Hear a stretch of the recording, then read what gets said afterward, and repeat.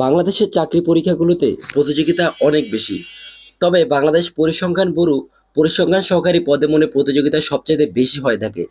দেখো, এবার 2025 সালে যে সার্কুলার প্রকাশ হয়েছিল, সেখানে পরিসংখ্যান সহকারী এই পদেই প্রায় 24,000 প্লাস 24,361 জন আবেদন করেছে, পরীক্ষা দিবে 2025 সালে। এখন তোমরা যারা মাঠে পরীক্ষা দিবা, তারা কিন্তু একটা বিশাল প্রতিযোগিতার মধ্যে যাবা।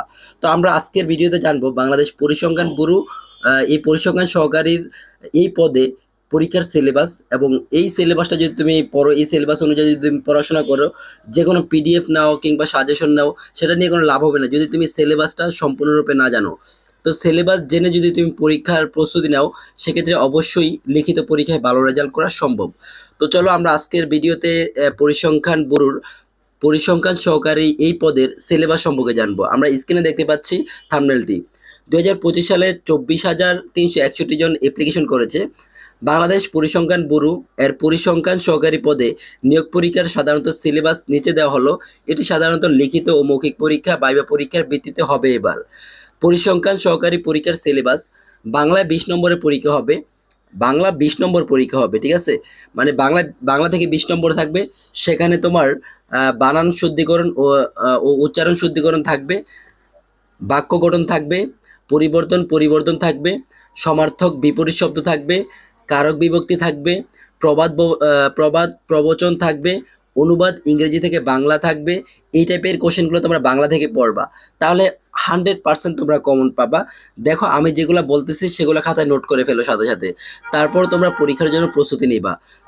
এরপর আমরা চলে যাই ইংরেজিতে 20 নম্বর প্রশ্ন থাকবে। ধরো প্রশ্ন কিন্তু একটাই থাকবে, সেখানে ধাপে ধাপে আলাদা আলাদা কোশ্চেন দেওয়া হবে। কোশ্চেন বলতে মানে এক কোশ্চেনের ভিতরে তোমাদের সম্পূর্ণ পরীক্ষাটা হয়ে যাবে। সেখানে বাংলা পার্ট থেকে 20 মার্ক, ইংরেজি পার্ট থেকে 20 মার্কের পরীক্ষা হবে। পার্টস অফ স্পিচ থাকবে, টেন্স থাকবে, ভয়েস, অ্যাক্টিভ ভয়েস এবং প্যাসিভ ভয়েস থাকবে, ন্যারেশন থেকে প্রশ্ন থাকবে, ডিরেক্ট এবং ইনডিরেক্ট ন্যারেশন থেকে একটু কম থাকবে, সিনোনিয়াম এবং অ্যান্টোনিয়াম থাকবে। তারপর হচ্ছে ট্রান্সলেশন থাকবে, বাংলা থেকে ইংরেজি করো, এটা থাকবে। সেন্টেন্স কারেকশন থাকবে। বাংলার ক্ষেত্রে কিন্তু সেম, বাংলা থেকে ইংরেজি অনুবাদ এটা কিন্তু ছিল। তো ইংরেজির ক্ষেত্রেও সেম থাকবে একটা। গণিতের ক্ষেত্রে 20 নম্বর, গণিত 20 নম্বরের পরীক্ষা হবে। সাধারণ গণিত অঙ্কগুলো তোমরা দেখে যাবা, যেগুলো সাধারণ সংখ্যা নির্ণয়ের ক্ষেত্রে শতকরা লাভ ক্ষতির এই অঙ্কগুলো 100% থাকবে। গড়, বয়স নির্ণয় সমস্যা, পিতা পুত্রের অঙ্ক, মানে বয়স নির্ণয়ের যেই অঙ্কগুলো আছে, সেম টাইপের গড় যে অঙ্কগুলো আছে, সেম টাইপের অঙ্কগুলো কিন্তু থাকে। এই টাইপের অঙ্কগুলো তোমরা দেখবা এবং নিয়মগুলো জেনে যাবা। তারপর হচ্ছে সরল ও মিশ্র হার, এইখান থেকে 100% থাকবে। রেশিও ও আনুপাতিক হার, এটাও থাকবে। কাজ ও সময় খুব কম থাকে এবং পড়ে যাবা। লাভ ও লোকসান, লাভ লসের এবং পার্সেন্টেজের অঙ্কগুলো একটু দেখে যাবা। সময়, দূরত্ব, গতি এখান থেকেও থাকে। সহজ ও যৌগিক মুনাফা এগুলো থেকে থাকে। দেখো, আমরা যে পার্টগুলো বলতেছি এগুলো কিন্তু অবশ্যই তোমার দেখে যেতে হবে, এবং পরীক্ষায় যাওয়ার আগে অবশ্যই প্রস্তুতি নিয়ে যেতে হবে। পরিমাপ, বর্গফুট, আয়ত, এই টাইপের কোশ্চেনগুলো থাকে। তারপর হচ্ছে আমরা চলে যাই সাধারণ জ্ঞান। সাধারণ জ্ঞান থেকে 20 মার্ক কোশ্চেন থাকবে। সেখানে তোমার বাংলা বিষয়বলী, আন্তর্জাতিক বিষয়বলী, বাংলাদেশের যে বিষয়গুলো, আন্তর্জাতিক বাংলাদেশ বিষয়বলীগুলো কিন্তু থাকবে।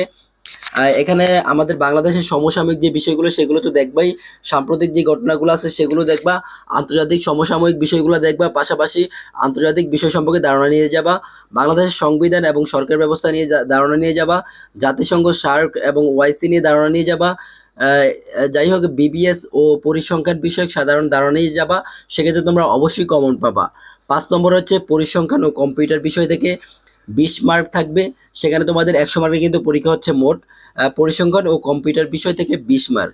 পরিসংখ্যান, মৌলিক পরিসংখ্যান ধারণা, তারপর হচ্ছে সংখ্যা, গড়, মধ্যক, প্রচুরক এবং ইত্যাদি, এই টাইপের কোশ্চেনগুলো থাকবে। ডেটা সংগ্রহ ও শ্রেণীবদ্ধকরণ থাকবে। ফ্রিকোয়েন্সি থাকবে, প্রবাবিলিটি থাকবে, সহজ সমস্যা থাকবে। এখানে আমরা যে কোশ্চেনগুলো দেখতে পাই সেই কোশ্চেনগুলো নিয়ে কিন্তু আমরা আলোচনা করব। কম্পিউটার বিষয় কিন্তু MS Word, MS Excel, PowerPoint, এই বেসিক টাইপের কোশ্চেনগুলো থাকবে সেখান থেকে। ডেটা এন্ট্রির ম্যানিপুলেশন থাকবে, শর্টকাট, কম্পিউটার কিবোর্ড শর্টকাট এবং মৌলিক সংখ্যা ধারণা, বিশেষ করে কম্পিউটার বেসিক যে ধারণা সেটা তোমার থাকতে হবে। সেক্ষেত্রে অবশ্যই তুমি কমন পাবা। এই 100 নম্বরের পরীক্ষায় যদি টিকে যাও, সেক্ষেত্রে 100 নম্বর হতে পারে, 80 মার্কের কোশ্চেন হতে পারে, তবে 100 নম্বরের হওয়ার সম্ভাবনা সবচেয়ে বেশি। তবে পরীক্ষাটা কিন্তু সম্পূর্ণ লিখিত পরীক্ষা হবে, তোমরা এটা মাথায় রাখো। তো মৌখিক পরীক্ষার ক্ষেত্রে ভাইবার ক্ষেত্রে ব্যক্তিগত তথ্য জানতে যাবে, শিক্ষাগত যোগ্যতা সম্পর্কিত তথ্য জানবে, সাধারণ জ্ঞান জানবে, পরিসংখ্যান ও অফিস বিষয়ক বাস্তব অভিজ্ঞতা জানবে, কম্পিউটার ও অফিস অ্যাপ্লিকেশন সম্পর্কে তোমাকে বলবে এবং জিজ্ঞেস করতে পারে। যাই হোক, বাংলাদেশের এই সার্কুলারটাতে কিন্তু অহরহ আবেদন পড়ে থাকে। সেক্ষেত্রে তোমাকে লিখিত পরীক্ষায় ভালো করতে হলে অবশ্যই সেরার প্রস্তুতি নিতে হবে। সেরার প্রস্তুতি নিতে হলে আমি যে টপিকগুলো বললাম এই টপিকের উপর তোমাকে পড়াশোনা করতে হবে। তাছাড়া আমাদের প্রধান একাডেমির সাজেশন আছে, সাজেশন নিয়ে পড়াশোনা করতে পারো। এছাড়া তুমি আমাদের এই চ্যানেলটি সাবস্ক্রাইব করে রাখতে পারো, কারণ এই চ্যানেলে প্রতিনিয়ত ভিডিও আসবে, কোন টাইপের কোশ্চেনগুলো আসে এবং বিগত সালে কোন টাইপের কোশ্চেনগুলো এসেছে সেই টাইপের কোশ্চেনগুলো নিয়ে আমরা ভিডিও বানানোর চেষ্টা করব। পরবর্তী ভিডিও পেতে আমাদের এই চ্যানেলটি সাবস্ক্রাইব করে রাখো।